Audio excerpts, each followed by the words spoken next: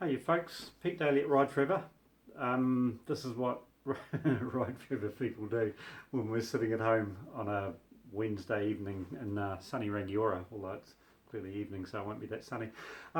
Last week I presented at the SASTA conference, and at that SASTA conference subsequent to that, this is in Wellington, one of your colleagues actually attended that conference, and they dropped me an email and said, hey look, they got real value out of the explanation that I put onto how people get a motorcycle license in New Zealand. Now obviously ACC doesn't do motorcycle licensing, but Ride Forever has got an integral part to play in people progressing through their licenses in New Zealand, and has done since 2014. But I just want to go back into a diagram that I've got here that I showed to the group last week, and it adds some context to the whole discussion around how you get your motorcycle license. Now, there are two processes for getting your motorcycle license in New Zealand. One of them we've had since about, I don't know, 27 and 28 years ago, something like that. And it's a process that's right around the country. Any VTNZ AA sort of office deals with that.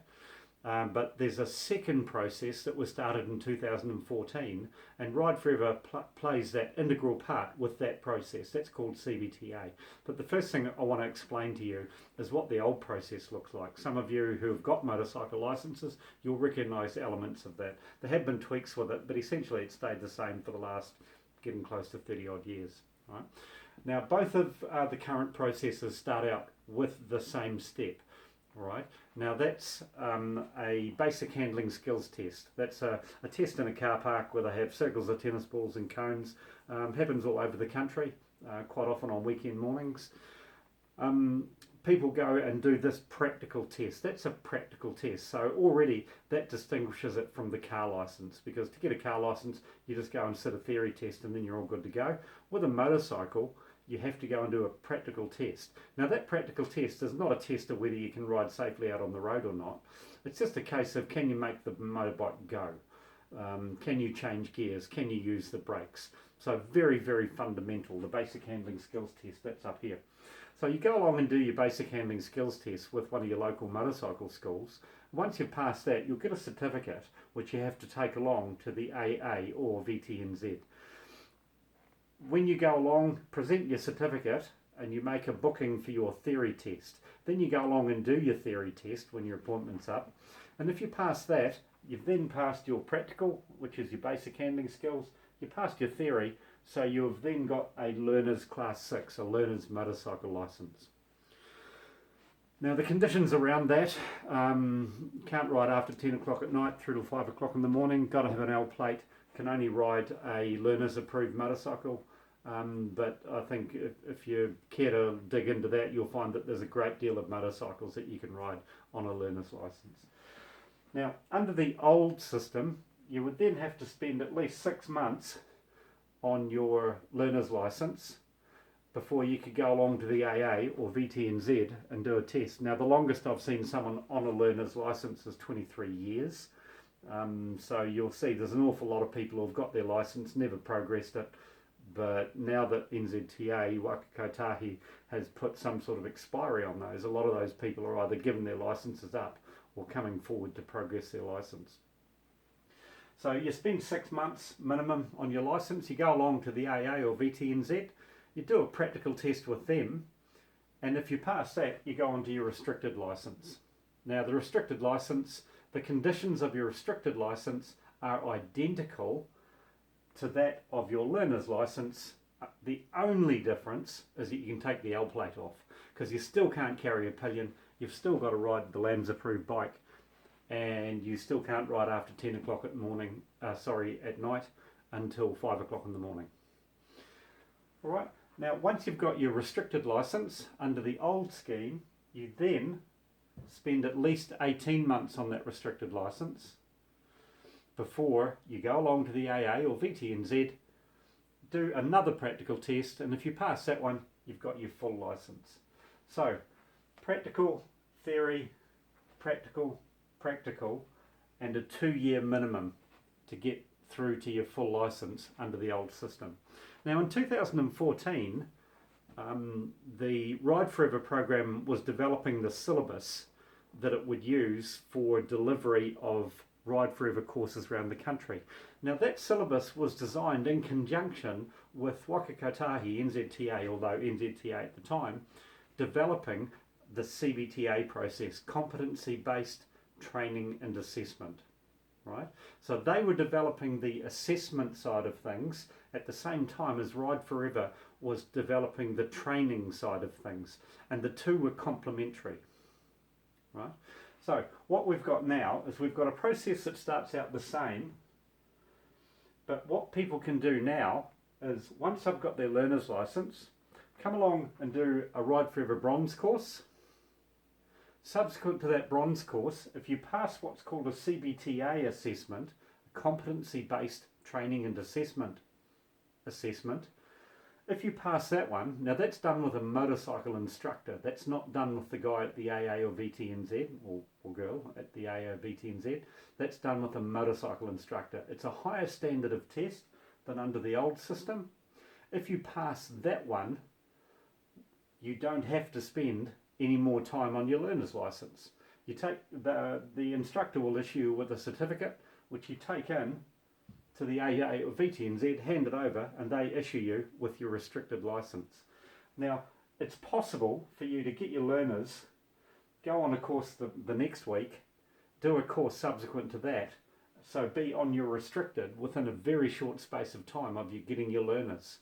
But because you have proved that you've met that standard, we don't consider that there's any risk in that process. In fact, it's a better process because it motivates people to get on their learner's license, and the carrot to get onto the bronze course is to reduce the amount of time that you have to be on your learner's license. Now, once you've got your restricted license, you ride around for 9 months as a minimum. You can then go and do a silver course. Now, a silver course will reinforce the stuff that you did on the bronze. They're not vastly different. It reinforces the good stuff that you learned on the bronze course, and it extends you a little bit because the bronze course tends to be more urban based with a little bit of open road riding.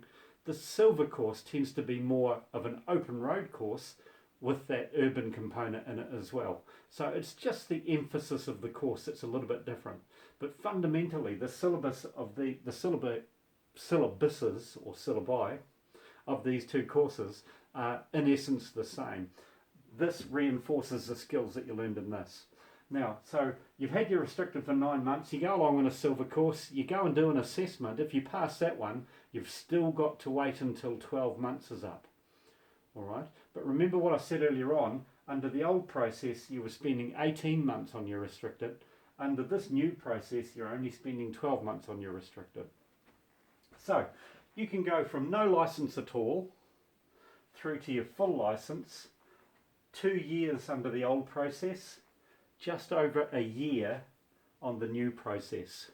Now this new process has been around since 2014, and I can tell you is that my experience of dealing with people who have got a full license is that people who came through the CBTA process are a far more competent rider than people who have gone and got tested. There is no necessity of training to go through this process. Now there's nothing to stop you doing a Ride Forever course and still spending the 6 months and the 18 months. Nothing to stop you at all. And that will turn out a better rider than someone who just spends the time on their license and scrapes their way through the traditional system. Alright, so that's how Ride Forever and the license process mesh together to turn out better riders once we get down the track. Now my experience of delivering gold courses has been that if I get 6 people on a gold course and 3 of them have been through this process and 3 of them have been through that process, and some of them might have had their license for 10, 15, 20, 25 years, the people who have been through the CBTA process, they are far better riders than the guys who have essentially taught themselves. Because the guys who go through the CBTA process, they know what a head check is, you know, like when you look over your shoulder before you change lanes. They know how many times we'd expect someone to look in the mirror to have a really good idea of what's going on around them. They know a far more about positioning. They know far more about progression. So this is turning out a better standard of fully licensed rider than the old system on its own. Right? Now, the intention is, there's discussion around the concept that this system one day will no longer exist. But the reality is, at the moment, there are some parts in the country that don't have access to a qualified motorcycle instructor, someone who can conduct a CBTA test. Some towns don't have the roading infrastructure to support a test route, a CBTA test route, because those test routes, you've got to have a certain number of times you turn right from a controlled intersection, a certain number of times you turn right across, you know, two-lane roads, two in either direction. Certain number of times you use stop signs, certain number of times you use roundabouts, certain number of times you use giveaways. So there are some towns that just don't have the infrastructure to support the riding tasks that are involved in a CBTA test. So if we took that away, what is currently a challenging process for some people anyway would get even harder. Down the track, when CBTA instructors and assessors become far more available around the country and licensing becomes easier, if you like, it's likely that we will just have a learning process, and that's called the license pathway. But that's kind of a subject for a different video. Okay, well, I'm going to send this to Chantal, the diagram itself for distribution to you. I'll send a link to the NZTA Waka Kotahi page where you can go and read all the stuff anyway. The context of this means just as much as the actual diagram. So if you've got any queries about this, get in touch with me or get in touch with Dave or John. Absolutely happy to help you and with your understanding of these things. So when you're going out talking to people, you can give them the good information about why they should get onto their bronze course, why they should get onto their silver course to make their way through the license process. Beauty. All right. Thanks, folks. Ka kite.